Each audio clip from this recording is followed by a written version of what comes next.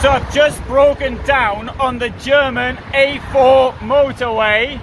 This is my position.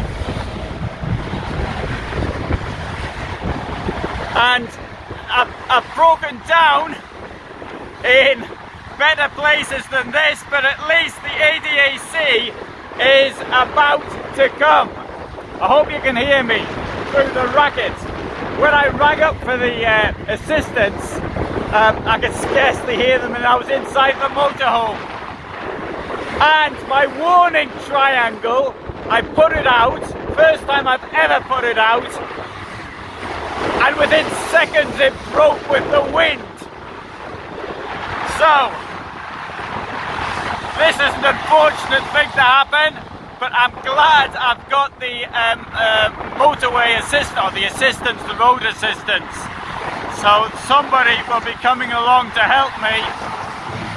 I can't change the wheel on the motorhome by myself. It's a job for two people.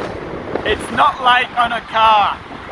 Right, don't write below you can't hear what I'm saying. I'm pretty certain you can't hear what I'm saying in this wind and motorway noise.